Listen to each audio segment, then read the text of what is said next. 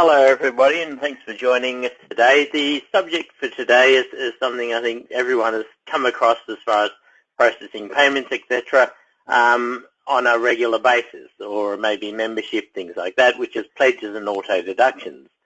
In order to create a pledge record for somebody, which is really an ongoing promise to make a payment, we'd need to, in Donman, first set up to have a campaign and identify it as a pledge campaign in order to create the pledge record to kick off that whole mechanism as we go through. So a pledge itself is just, as it says on, is a commitment for future transactions that can be either ongoing or a payment not yet received. So a payment not yet received may be something like a one-off where there's something like a telethon or something where people have made a promise to pay, but they haven't actually made the payment yet. In that case, we can then set the system up in Donman to be a one-off gift, and that allows us to do reminder letters to people who haven't yet made their payment, and the system will basically cancel out the pledge once the payment has been made. Okay. There are a number of different types of pledges depending on the nature of the payment. So the commonly used frequency for pledges would be quarterly, monthly, annual pledges would be something like a membership would be an annual one, monthly for the regular ones, or quarterly. You can also have, like 26 times a year, so you can have it fortnightly. It's really just based on how many times per year that the payment's going to come out, how you set the actual pledge itself up. Before we're able to set up an individual pledge for a donor, we need to set up a campaign and identify that as a pledge. There are a number of different sorts of pledges when we look at setting up the campaign, and that impacts on what happens at the time we record and what happens with the pledge record itself. The types of pledges we can have are just normal, regular, ongoing gifts. Membership is a form of a pledge. It's just a once-a-year pledge. Fixed pledges where people have said, yes, I will support you, but I'm only going to do it for a period of time. A one-off, as I mentioned earlier, would be something like a telemarketing pledge. A capital appeal if we're doing capital appeal, and sponsorship. So sponsorship is something that a few organisations do, and we can utilise the pledge mechanism to do sponsorship, which sort of goes off onto a bit of a tangent of its own as far as how things are processed in the system. So to get back into Donman first, what I need to do is have a look at my campaigns and make sure that my campaign is set up correctly in order to utilise the pledge mechanism. If we go through the menu, campaign setup. So I would have gone through my normal setup for the campaign, creating my letter, have my ledger code, bank account code, etc., and then go across to the campaign code. So we've already run a webinar or two on campaign setup, so that's not the nature of today's topic. If I go into campaign code, and you'll see the first campaign I'm going to show you is one that's just called one-off pledge. On the screen here under the start date, it shows that it is a one-off pledge campaign. Where that is set is when I first set up the campaign and I put in my campaign code, the description, which group it belongs to, the start date. When I get to the end date and enter, this is where the screen normally pops up to say, what is there about these payments that may be special? So in this case, you can see the first checkbox is saying it is a pledge campaign. I don't need special pledge receipts. Special pledge receipts would be normally used in the case of purely membership, where I wanted to produce like a membership card or something as part of my receipting procedure so that I could let people know when they're paid up to, so basically what sort of member they are, when their membership's going to expire. In this particular case, just got that it's a pledge campaign and it is a one-off pledge campaign. You'll see under that, as you go through, it's also, this is if I said yes to a pledge, I can say yes, it's a subscription campaign, a membership campaign, or it's a child sponsorship campaign. If I say no to pledge, it will skip all of those questions because they are all subsets of a pledge itself. Okay. So the other sorts of pledges that I may have would be something like membership. So in this case here, this is saying it's a membership campaign, and if we look at that same screen that we're on before, you'll see this one saying yes, it's a pledge, and yes, it's membership. Okay? So membership is different from a normal pledge, and when I go through showing you what happens at the time we process, that'll become clear what happens. But a membership pledge is one that rolls over year to year, whereas most pledges don't change the campaign code itself. It's just an ongoing campaign for all purposes. So if I've got like an auto deduction or a regular gift campaign, then I wouldn't need to have all of those things. So my auto deduction campaign is basically all from my regular payments that come in, be they monthly, quarterly, whatever it may be. It depends on the person's pledge themselves. But when I enter here, you see the only one that's answered up the top is that it is a pledge campaign. It's not any of the subsets, and so it's not a one-off membership, any of those things. So I don't need to answer all of those questions, and I can then use this for any ongoing pledge at all. Once we've got our campaign set up, we can then either process a payment, where the system will ask us to create the pledge record, or we can create the pledge record itself from the donor's record once we have this set up. So if I've got my campaigns now set up, I can then go and find a donor. Okay. So in this case here, I've got this person here. They don't have a pledge record at the moment. An individual donor can have more than one pledge record, but they have to be for different campaigns. So there could be a different frequency. Somebody could be a regular giver who's also a member. So in that case, they would have two pledge records. So to create a new pledge, if I go into the donor record,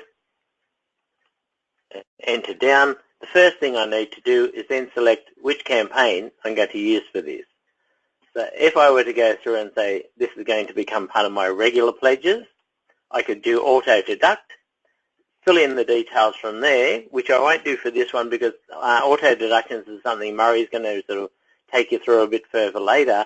But you'll see down the bottom of the screen here, I can say auto deduction, and this is where I can put in whether the person's using a credit card to allow us to take these payments out, or a direct entry from my bank account, which would be the details on the left-hand side of the screen. So if I was just doing a straight, say, membership pledge for somebody, I can choose the campaign. It's not a capital campaign. So a capital campaign is more where we've got teams of people who are soliciting, donors or people they know, where we're trying to raise big money. So we might be, putting up a new building, or we're doing something like that.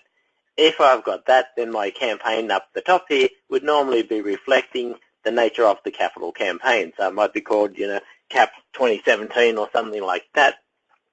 And the funds that we raise are a little bit different. In this case, I'll leave it on the membership campaign at the moment, but if I say yes and enter on this question, it'll pop up another screen where we can see there's details here that I wouldn't need to fill out at all on a normal pledge. So in the case of a capital campaign, I can put a hoped-for gift amount. I would then have a solicitor, a team code. So the solicitor would normally be a staff member or board member. The team code might be, they're part of the board team, or they're part of, a different team that we've set up of people. The approach status would be, have we approached the person? Have they said yes, they're interested? No, they're not, whatever it may be. So like the other places in Donman, you create the codes to suit how we need to identify the records. Okay. From those, if I said, I've got details, if I put in a hopeful gift on this screen here, in this case I won't, but that would allow me to go through and not put a normal installment amount in at this time. Because if I've set it up as a capital campaign, initially I'll be earmarking donors or potential donors to say, this person is now hopefully going to be one of our capital campaign donors. And as such, when I first set them up, I put in the hope for amount on this screen here. So we're hoping to get whatever it may be from this particular donor or this company. And as such, until they have signed up, I wouldn't need to worry about putting any of the details on the pledge itself. Yes, because I wouldn't have, the normal installment amount, etc. And normally a capital appeal or a capital pledge would be one of the ones that on the screen here, I would put in the number of installments pledged. So for this one, if I go back to my member one, okay, so the operator code in the case of the pledge screen is normally used more in the case of telemarketing. So it's not like your operator code in Donman. It's so that we can sort of keep tabs on, who signed this person up. If we needed to do, some reporting later or commissioning or whatever it may be, that's then derived from that operator code as part of this pledge record. When I enter, the system by default will put today's date as the date of the pledge starting. But if I needed to backdate it, you can change it to be any date that you need to.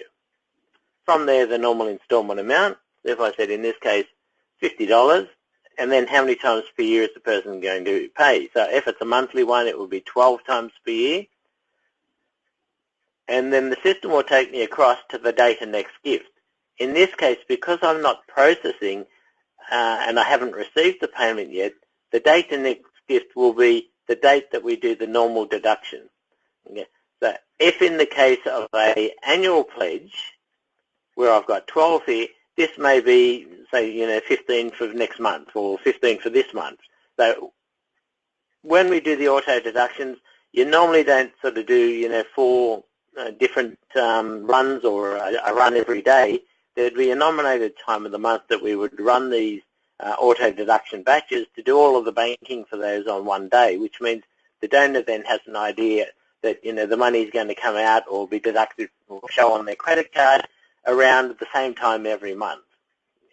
So in the case of a membership, though, that would be once a year. And because membership is one of the things I can set up in the system to be a regular giving time, in this case, the system has been set up that way, and it's by default put 1st of July 2017.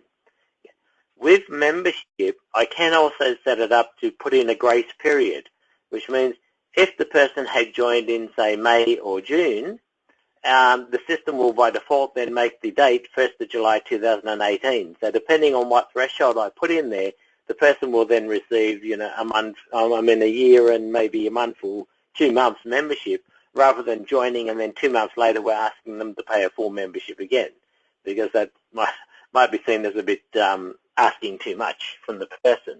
Yeah.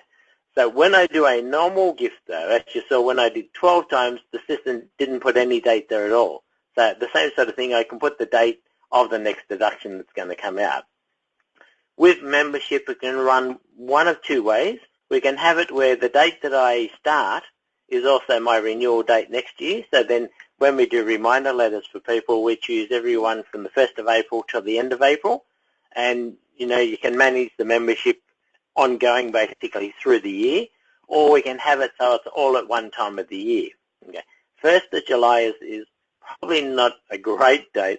Financially, it sort of sits in the gist of, getting all the financial stuff sorted out, but it's also normally when people have done tax appeals and things like that. So adding membership to that may be, an extra overhead that you might consider saying, can we have it at, in August or September or just something like that, so it didn't clash right with the financial year. But that's normally up to each individual organisation's rules and regulations on their membership. Okay. If I go through, so in this case, this isn't going to be a fixed pledge because I want this person to be a member from now until, they say I don't want to be a member or whatever happens. But if it was a fixed pledge, like in the case of a capital campaign, this is where I could put in a number of installments the person said they're going to pay. The system will then calculate the total of the pledge and how much is due. It also then puts the amount of next gift. What happens in the case of a fixed pledge like this, as each payment is made, the balance due figure will go down by the payment amount. So in this case, it will go down by $50 each payment until it gets to the last payment. And then the system will say there's now no balance due. The date of next gift and the amount of next gift will then be cleared to say there's no more payments due on this particular pledge. So as I said, for membership, we wouldn't have anything there. We just keep that going because we don't want to set it up. So if you do a one-off pledge, which I'll show you shortly, the system will do that by default to show us that there's only going to be the one amount there. In the case of membership, because it's a once-a-year pledge, I normally wouldn't set that up as an auto deduction. So in this case, it would be no. It's not a magazine or subscription, so I can leave that blank. But yes, I do need a reminder letter. So in this case, this is the field in conjunction with the date here that I use to do the reminder letters. If I do some other sort of pledge, then I might say, no, they don't need a reminder. So it's totally up to yourself, but normally just think of the frequency of the payments, and is it something that's going to be automatic? So you may have a donor who says, look, I'm happy to make the payment, you don't need to send a reminder, whereas for the majority of people, in the case of a once-a-year payment, you'd always set that to say, yes, I do need a reminder as we go through. So once I've got that enter through, that's now cleared the screen to say that I've saved that record. So if I escape back to the donor, and when I go back in, okay, so you can now see that all the details of that pledge are there. If I were to then choose a different donor,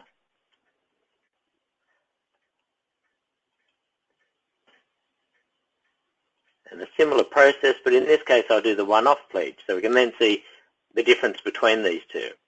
Okay, so as I go through, the system's put today's date. If I said the normal deduction amount again was $50, you can see the rest of the screen is pretty much filled out by the program itself. So it's already put the date and next gift, in this case, is the same as the signing up date, because once I receive the payment, that will clear out. And the number of installments pledged has automatically been set to 1, $50 the total of the pledge, and the balance is $50. So once the person makes this $50 payment, the pledge will cancel itself out. So that's how that sort of works quite well for those one-off gifts where we've got a promise to pay, but it's not going to be an ongoing payment like it would be for a membership, etc. Okay. So on that particular one, I can still do reminders, but by default the system says reminder required no, but I could just choose by the actual campaign code and the date and next gift, so that I could sort of do a letter to people to say, just a reminder that you've sort of, made a pledge to pay, and that we haven't received the payment yet. So they're the two easy sort of ways to set up a pledge. As I said, you can also have a capital campaign, you can have an auto deduction, you can have sponsorship, which sort of goes into a whole different area, and sponsorship is something that we'll probably look at covering in another webinar, and other things that we may not get to today, because there are quite a few different aspects of pledges and auto deductions and how they interact in the system. So once I've got my actual pledges set up for the people, I can then go in and process payments. Yeah. So this part would be the same as we do for any other batch.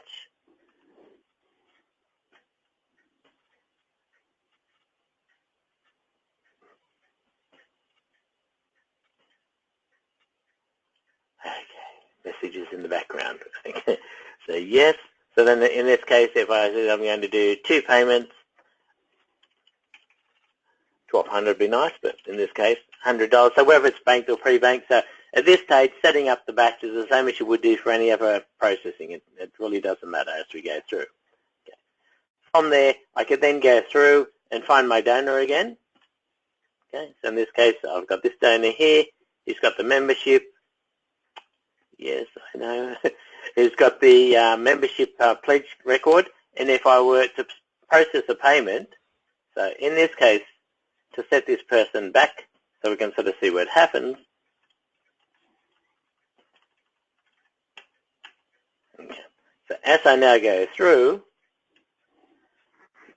I can create the donor, create the donation as we would do normally. So if I say $50, one part, cash, bank, yes, receipt as I go through. Okay. Because I've now changed the person's membership campaign to be member 16-17 to simulate that they were a member last year, but this year's payments will go into the member 17-18 campaign. So as I do that, the system will then come up with this message here saying this donor already has a membership record for campaign member 16, 16-17 it should say. Do you want to convert this record to member 17-18? So I'd always say yes in that case. And what the system will do is then roll that over, which means that if the start date here was, 2010 or, however long the person's been a member, that date will be kept by the system. The number of gifts received over here and the total paid and the date they last paid will all convert from the old pledge. So what it means is that I will only ever have one pledge record for the person as far as their membership is concerned, and it should show me all the details of this person's membership, like when they first joined as a member, how many years they've been a member based on the number of gifts received, because the number of gifts received will only increment when we've received the payment. So if a donor for some reason skips membership for a year or two, it's not going to really matter to the system, because then I can go through and I can do an acknowledgement where I might be doing it as a letter or something special for members who may be 10-year members, 20-year members, whatever it may be. I can then do that based on the number of gifts received, showing me how many years the person has actually paid membership, not necessarily working it from the date that they first joined.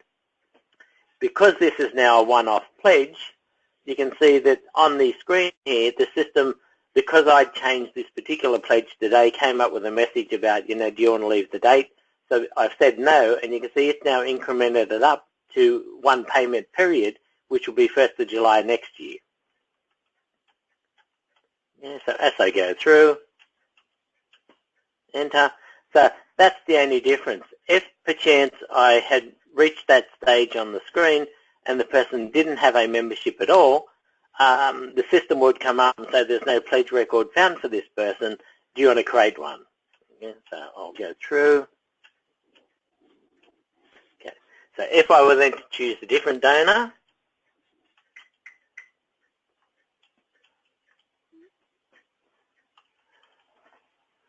normally, of course, you have the donor names in your in front of you, so it makes it a lot easier. So you can see on this particular record, there is no pledge record. So if I go through the donor screen, and again, so they're going to pay $50, one part, could be checked, whatever the details might be. Okay. Because I did the previous donation into the membership campaign, that's come up automatically. But when I enter now, the system's saying there's no pledge record found for this donor. Do you want to create one? So that same thing will happen no matter what pledge campaign we're using. So whether it be a membership, a one-off, all of those things, the system will check this. The only real difference is the membership will look for a previous membership and ask me to roll it over. If the person already has a pledge record, that will just display on the screen, where all we really need to do is enter through the screen in order to update the details and the date and next gift. So in this case, if I say yes, that will then say, okay, now we go through the process and we set up the pledge record for the person. So you can see in this case, it's automatically put the membership campaign in because I've selected that from the processing screen. Today's the start date and it's put the amount in already. So if we said, again, it's going to be once a year, okay, because I'm sort of beyond my threshold, because normally I wouldn't be processing my memberships this early in the year, the system's for 2017, but in this case I might decide, look, I'm going to give this person a bit more grace and I'm going to make it the 1st of July 18. Okay, so from there it's pretty much going through the same way, say reminder required at the bottom and enter through. Okay. So that's how the system can sort of do that for the membership. If we muck the system up a bit here, and say, in this case I'm going to do a one-off pledge for this person. Okay, so yes. So the same sort of thing. Okay, so $50. And you can see the difference in this case, the system has filled out all the details on the screen. It hasn't put an amount next, and it hasn't put a date of next gift because this payment, for all purposes, will cancel the pledge out. So normally you wouldn't be creating a one-off pledge at the time we're processing, but you can do it, like I've just shown. But if the person had already got a one-off pledge record, the system will just take me through that, where I enter through so that it will then update it to say that the pledge is now a paid-up pledge. There's nothing else that it would need to do for that particular pledge. So there's just a couple of different mechanisms that sort of happen from how we set up the pledge campaign itself and how we identify it, that at the time we get to here, and we look at, processing the payments, etc., that there are different things that will happen on the screen as we go through.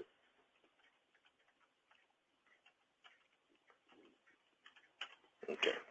So if I were to go through and say, oh, look, I now want to add some more things to the batch that I didn't do, again, like a normal batch, so I can then find a different donor. In this case, this person already has a pledge record. And if I have a quick look there, normally you won't get these messages. So you can see in this case here, this person's already got a pledge membership for 1617.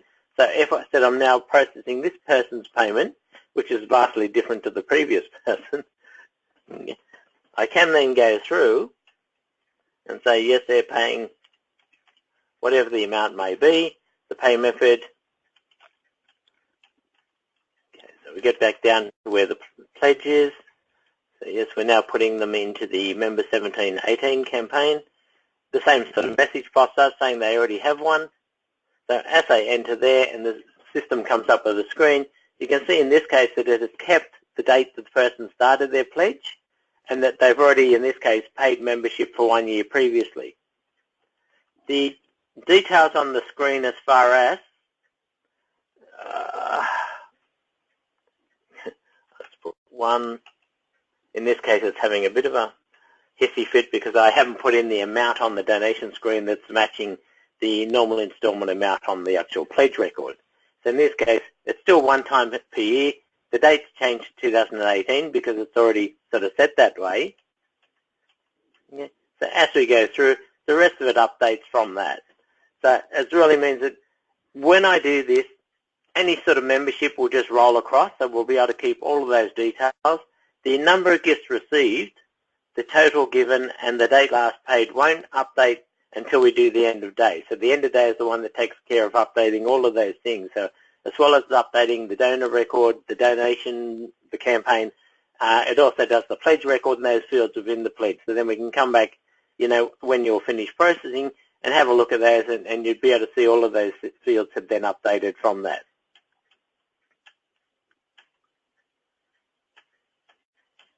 Okay, so pretty much the same, whether it's an existing person or you could do a brand new one at the time you're processing. So if someone's just signed up as a membership today, we don't have to go and do the pledge record first. We can do that at the time we're processing. The one-off is different, as I said, because normally you would have the one-off pledge already set up for the person, and you would sort of just go through and process the payment so that the pledge itself cancelled out. So if I were to do reminder letters to people to say, oh, look, you're promised to pay $10, $20, whatever it may have been from our telethon or some event we've run where people have sort of signed up to make a payment, we can then do those letters, and as soon as the payment is made, the date will disappear, so the date of next gift, the amount of next gift, which means when we do reminder letters, these people won't get selected anymore because their pledge no longer meets the criteria that we use for doing that. So on the subject of doing reminder letters, we could do that if I just escape my batch here and enter. So once I've finished all of my processing, etc., I'd go through, finish end of day, and that would update all the pledges and everything else. If I'm doing reminder letters for pledges, I can do that from the Start menu, and on the right-hand side here you'll see the Pledge button, and on the left-hand side up the top on the menu is Reminder Letters. So this is the program that we can go through to create either a selection file or a merge file based on pledge records. So up the top of the screen, it's given me the option to do selection, merge, or both. So if I do both, and just call it, so my selection file will just be called Reminder. Okay. Yes.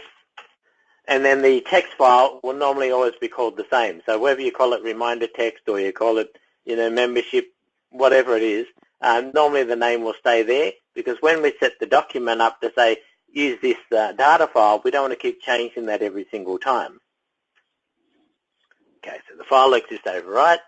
The system then gives me the option to do separate or formatted fields as far as what comes out. Once you do it one way or the other and you set up your document for the reminders to be using the formatted or the separate fields. Don't change it here because it will give you a lot of grief when you get to the merging stage. In this case, formatted works better because I've then got an address block that I can use on the screen. I don't have to have title, first name, surname, position, company, all of those different fields. From there, because I'm doing membership and I do have a couple of different sorts of pledge campaigns in the system, I can say yes. And I just want to do my reminders for my membership campaign from last year. So all the people that have got a pledge record for last year's campaign, last year's membership campaign, that are now due for a reminder letter, I'm going to go through. From there, it has the option to exclude donors with the current no mail until dates, which means if you've got a donor who has indicated they're going to be away for an extended period, and on the donor screen we've put a date, a no mail until date in, the system will exclude them from this process the same as it would do if we're doing a normal selection file. Okay, so in this case, I'm not worried about the donor mail code, but then the next payment date should be between, because in my case, the membership has been set up to be the 1st of July each year. But if you're doing it where it's a monthly thing, then I just go from the 1st of the 4th till the end of the 4th, and then next month I do it for the the month ahead. So normally the two reminders you would do would be for the month ahead. So if I was already in April, the reminders for April would have gone out last month, and then I'd be doing the reminders for May. But I might also then do the reminders, second reminder for the people who are still due from March. So if people hadn't renewed, I'm sort of giving them a grace period of 6 weeks or so between the two letters, whereas the second one would only need to go out as a second reminder. If I put in my date here, okay, and go through, I'm not really about excluding anyone who's made a gift to the campaign after a certain date, because in the case of membership, the date of the next gift would have rolled up if they've made a payment, so that sort of circumvents that whole process and gets people off there anyway. In this case, I would say yes, I only want people with reminder letters required, because as I mentioned before, there may be somebody who pays membership, but they just set it up themselves and they just make the payment when it's due. You don't have to send them a reminder, and we don't want to do that if people have said no, they don't want it. Yeah. By default, the system will exclude any auto deduction pledges, because I don't want to send people a reminder letter if I've already got the credit card details, etc. But as I said before, normally in the case of membership, because it's only a once-a-year payment, you wouldn't set it up as an auto deduction. You can, but not normally. Okay. So if I enter through, so what we're doing on this first screen is really all I need to do the reminder letters. There are some fields on the screen that's going to come up when I push enter here, but for the reminder letters, I don't normally need to fill out anything on that next screen. Okay. Because up here it's got include only those whose fixed pledge will expire in a period. So that would only be used in the case of something, again, like a capital campaign or a campaign where I've got people that have said they're only going to do a set number of payments, and I just want to do an extraction of data of people whose pledge is going to expire, so they're basically on their last payment. Select people who have 4 gifts, again, to do with capital campaigns. Use initial instead of first name and address. Sorry, as I enter through, the system will skip that question anyway. Output in donor number or alpha or next date order. Again, if you're doing a merge, it really doesn't matter, but you can change it to suit yourself. So you said, look, I want them in next date order, but where I've got them in this case, everyone's on the same date, so it really doesn't matter. I can just do it in donor number order. If I'm doing something for myself, I can do it in alphabetic order, so I can sort of scroll through the names and check the people a bit easier. So you can do it one of the 3 different ways, and it just depends on what you want to do with that file at the end and what's going to make your job easier for utilizing these. Okay. I'm not worried about people with pledge start date between.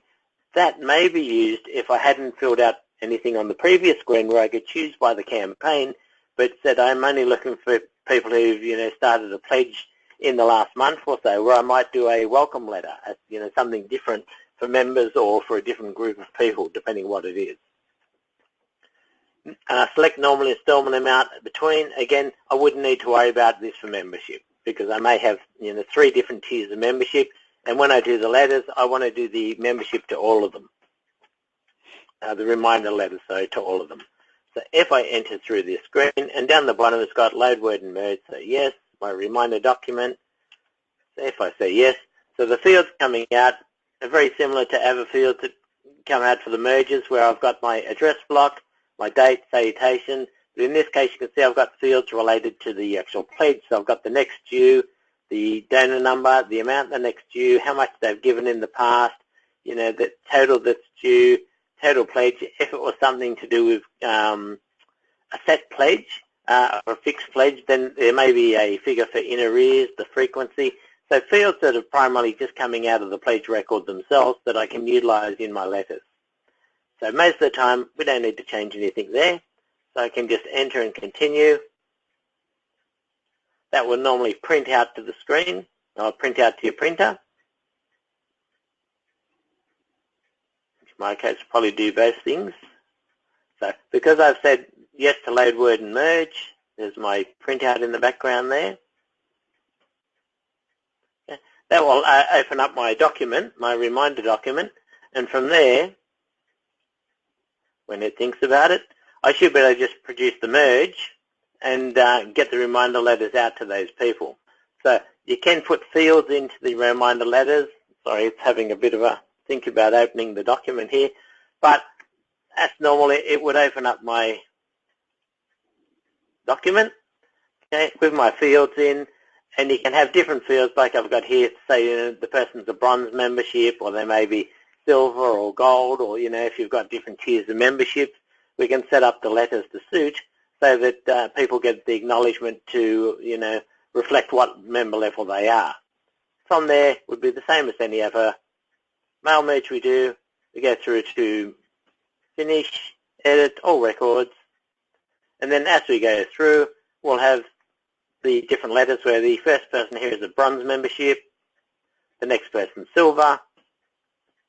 Okay. So in this case, I've only got the two. If I had more, then I'd have a mixture where I might have gold members, etc. But the text on the screen will reflect the different levels of membership as we go through. Okay. So I'll leave it there. That's sort of just touching on the basic setup of the campaign and, you know, what you can do with the pledge records themselves for either one-off or when we're processing. And hopefully you won't have too many problems with those. But I'll hand over to Murray. He'll go through a bit more in detail on setting up auto deductions, because they are a little bit different in nature. Thanks, Gary. As he's mentioned, I'll be talking a little bit about auto deductions. Now, one of the benefits of an auto deduction is you encourage people to give you details about their commitment, but they give you credit card details or direct debit bank account details. Unlike the pledges where Gary's been talking about them, where you need to send out reminder letters and then it's up to them to choose whether they want to actually send in a payment at that particular time or not. With auto deductions, once you've actually got their details, it's up to you to run an auto deduction run probably once a month, but you can run it more often than that. But if they don't want you to take it, if they want to cancel it, they've actually got to contact you and say, please stop taking it. The other advantage of the auto deductions is that if you can sign people up for, say, monthly payments, instead of getting a couple of huge spikes maybe around your tax appeal and your Christmas appeal, you can actually get a much more consistent income across the whole year. So the more people that you can get to sign up for an auto deduction pledge, the better it's going to be for you. Now, as Gary's mentioned, you can have this done with either direct debits from a bank account details or a credit card. One of the other advantages of the auto deduction is that it saves you having to actually enter the donations yourself, because what actually happens is when you run an auto deduct batch, it will go through the pledge records, it will look for anybody that is due according to the values that you've given the system, and it will then create a donation record for it, saving you the trouble of having to enter them. If you've only got maybe 5 to 10 of these people, you could do it manually, and I've been to places where that is the case. However, if you've got 100 or 200 of these that come up every month, that's a lot of manual entry. Gary's already shown you the pledge record, so what we're going to do now is we'll have a look at a pledge record, but we'll look at the actual auto deduction details. Now I've got my first people here, Mrs. Campbell. I've already set up a pledge record for her, so we'll just have a quick look at it. I've called my pledge campaign regular for our regular givers, and of course we've got all those various things that Gary has talked about, things like the normal amount and next amount. However, he was saying no at this point. If it is an auto deduction, then we can say yes right here. And when we press enter, it's now going to take me through the next part of the screen, which was skipped over when Gary had said no to it. At this point, it's now asking whether we're going to use a credit card or a direct debit bank account. In this case, this one is credit, so the fields that it asks me to fill in are going to be related to credit card. So for instance, the first one is the card type, and we've got a Visa here. We've got the drawer name that it's automatically generated from the donor's details, but if the card name is actually different to that, then you would actually change that. We've got an expiry date there, and then we've got this edit card number. When you're creating a new record, and we'll do one shortly, that would default to a yes, but if we want to actually look at the details, we can do so here. Now there you can see I've put in a dummy credit card number that will actually get through the processing, because when you put in a card number, it does 3 basic checks. It makes sure that the first 2 or 4 characters are correct for that card type. It makes sure you've got the right number of digits, and there's a check digit. The last digit is based on the first 15. It makes sure that that's correct. So if you enter through and it says that it's invalid, then of course you've probably mistyped it or they've given it to you incorrectly. You've got the card security number there, which for most intents and purposes is not really needed. Now, when we do our auto deduct batch, we can request that this person get a receipt for each payment, or typically you would say no, they don't. Now, no matter what we say here, when we actually create that auto deduct batch, we can override that. So if this person, maybe they were only giving quarterly and they wanted a receipt each time, or maybe they were giving every month, but they still said that they wanted a receipt, we could say yes to receipt, and we could change the receipt name if necessary. Even though we've said yes to receipt though, when we come to do our auto deduct batch, we can say, look, don't receipt any of these. Or alternatively, even if we'd said no, we could say we want to receipt each of these. Now, typically when you process a donation, you have the ability, when you do this manually, you have the ability to change the ledger code to anything that the donor requires. So there is a particular default ledger code set up on the campaign, but if the donor would like their money to go to some other cause, you can change the actual ledger code there so that all of their deductions, however often they occur, will come out from that ledger code rather than the default for that campaign. If we leave that blank, which you would probably do in most cases, then it will simply take the default ledger code from the campaign itself. Okay? All right, it's not a subscription, and again, we don't need a reminder for auto deductions. Now, this is something that I'll talk about as well to some extent. Some people will be using the gateway and some people won't, so we'll be talking about that to a small extent. But if a pledge has been rejected for one reason or another, it will actually update the comment on here, so you can actually see that when you ran the last auto deduct, it was actually rejected. Another thing to note down here is this auto ded done. When I run an auto deduct batch, it will set that flag to a yes to say this has already been automatically deducted. And so if you run several auto deduction batches with different criteria, there's no way that this will actually be deducted more than once. And it will only reset that flag when you run your end of day update. Okay, so let's go to somebody else and we'll quickly set up a new one. Now, we don't really have a lot of time, so I'll just choose this one, Johnny Be Good, donor number 6. So again, it's the regular campaign. Don't need any capital appeal details. It's starting today. I'm going to say he's going to give me $100, 12 times per year. and the date of next gift, well, I'll use T for today, but you could forward date that. Now, when it comes to the date of the next gift, most organisations will typically run one monthly auto-deduct batch, and that would probably be more likely to be in the middle of the month so that you avoid the end of month and the beginning of the new month where you're usually busy doing other things like reports and balancing banks and things like that. So a lot of people will actually do it, say, on the 15th of the month or the nearest working day to that. When it comes to what you put on the pardon me, on the pledge record, you can put anything you like there, but if you do it on the 15th, you might say, well, let me put it to always on the 15th of each month, or you might even do it on the 1st of each month. If we do it on the 1st of each month, of course, that will then be due by the time that we come to run our auto-deduct batch on the 15th. In this case, I'm not going to make this a fixed pledge. It's $100 next pound. So auto deduction, I'm going to say yes. I'll do, say, a direct debit in this case. So it's now taken me to the bank and branch, the BSB details. So 1, 2, 3. The account number could be 01-123, some numbers there. Okay, the drawer, again, that's the name of the bank account. And then, does he need a receipt? I'll say no. Edit receipt name, no. I'll just leave the ledger code blank, so I'll take the default for the campaign. Number of copies, no reminder required, no comment, and we're done. Now, if you use a gateway, when you process a new or create a new credit card auto deduct, what it will do is it will actually go out to the gateway, it will pass on those details to the gateway, and the gateway will then generate what we call a token. So that token is just a string of characters and numbers, and there is no way that anybody can actually use that in any way to produce a fraudulent transaction, because all of the credit card details are now stored by the gateway and not by Donman.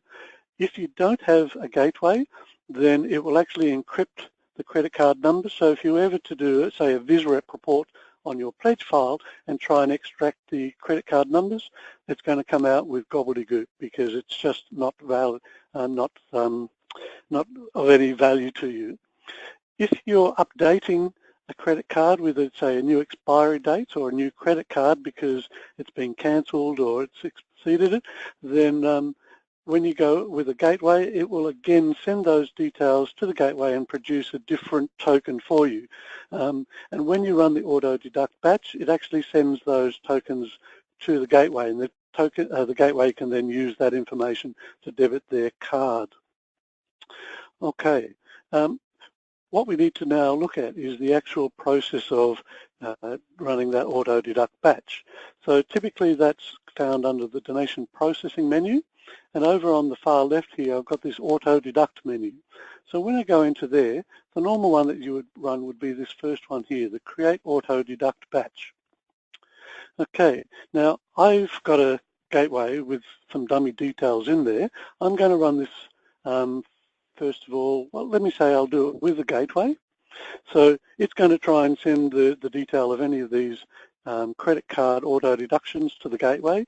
Because I've got dummy details there, they're all going to fail, but that's fine because there will be times if you're running it with the gateway that it actually will fail because the card's been stolen or for whatever reason. So you do need to know how to handle that.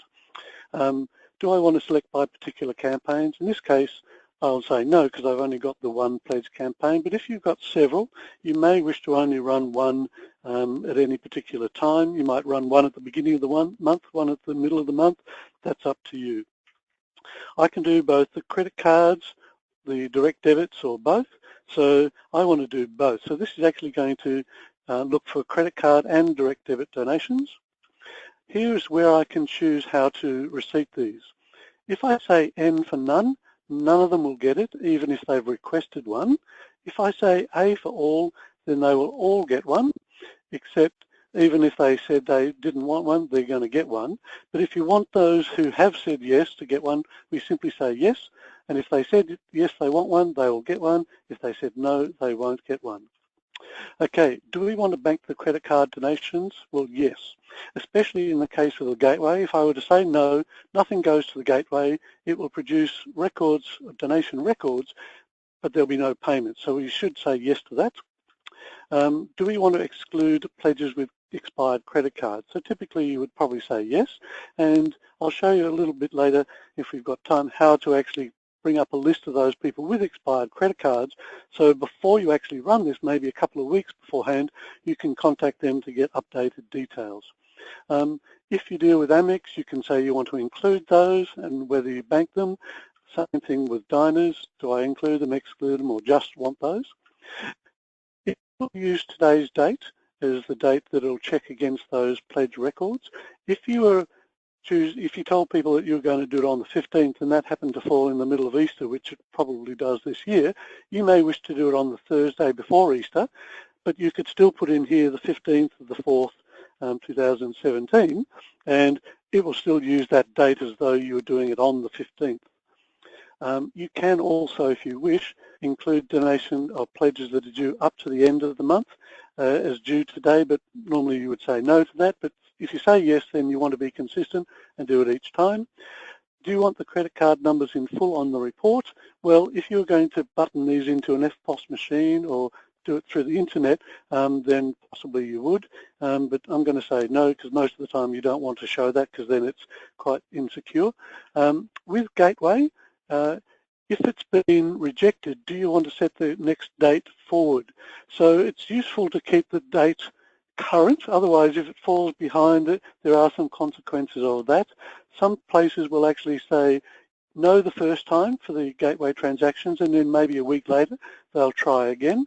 Then if it still fails on the second attempt, they would say yes. In this case, I know they're going to fail, so in fact I'll leave it as a no. We have the option here of doing a trial run. So if we wanted to see who would be picked, but not actually produce anything for it, then we could say yes to that. I'm going to say yes to begin. There'll be a couple of cases here. You can see it tried to do those two donations, but it failed. It produces a text file called gatewayRejects.txt, which will actually let you know who failed and why. And this is the report that I get. Now, you'll see here, this first one says next amount of 100 not included because it was rejected by the gateway. We've got this one from Johnny Be Good, which is actually a direct debit one. So is the following one after that. This one is rejected with an error, and so is this. If there were any that were rejected because of expired credit cards, you would see a similar line followed by the line that would have been deducted, but it wasn't. So this is your auto-deduct report. Now, we are actually running out of time. So what that's done is if we, well, it hasn't actually done it. If I run that very quickly again, sorry, I'm actually going to cancel this. I'm going to turn off my gateway. Okay, so if I go in again, run this auto-deduct. So this thing here is because I've got some direct debits. They are written to this direct debit file, and it's just telling me, warning that there's some in there already. Do I want to continue? I'll say yes. I don't want to use the gateway this time. So I'll no to that. I'll just do credit cards, although any direct debits would have already gone.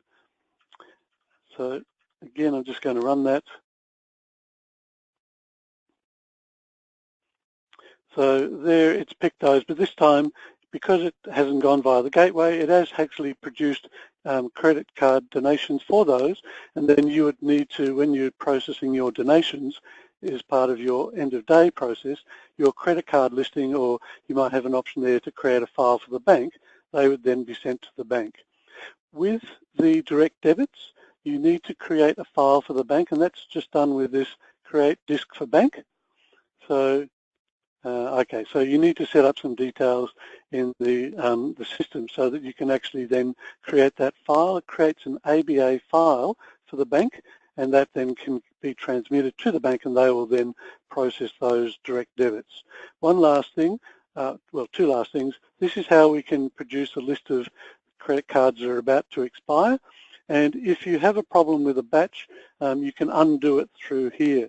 Now, I do apologise for having to rush through that. I was just trying to make sure that we covered most of the things. I'll hand back to Marla in case there are any last-minute questions.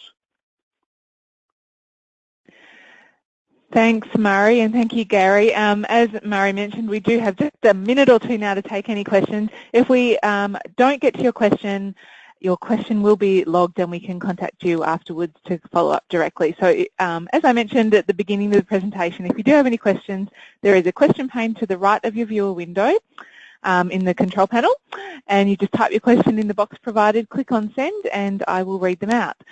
So this one's for Gary from a little earlier in the presentation, and it's from Georgie, and she's just asking, can the operator code be used as the source code for the pledge, for instance, autumn campaign? Gary. Ooh, we might have lost Gary's audio for a moment there, so he might not be able to answer. Well, I'm back online now. Yes. So yes, you can use it for any purpose you want if you're not using it for the operator code. It just means that you'll have something on the pledge that you can use to do a breakdown on. Awesome. There will be a limit on the number of characters, of course. Yeah, so where a campaign code is 12, the operator code is only 8. Something to keep in mind. Okay, it doesn't look like there's any more questions for today, so we might leave it there. So just a quick thank you to Gary and Murray for today's webcast, and thank you all for joining us today and taking time out of your busy day to spend an hour with us. Now you will find recordings of our previous webcasts and this one as well on our website shortly. You can go to donman.net.au, and then under the resources tab you'll find recorded webcasts. Or you'll also find them logged directly in the client support portal if you're going to the tech support area. And of course, we always include the links in our regular newsletters. Now, our next webcast will be on Tuesday the 9th of May, so details will be sent to you shortly via email about details for that one, so you can register for that one. And that is about all for today, so we're finishing right on time after all. So thank you again for joining us. That concludes our webcast for today. Goodbye for now. Bye. Goodbye.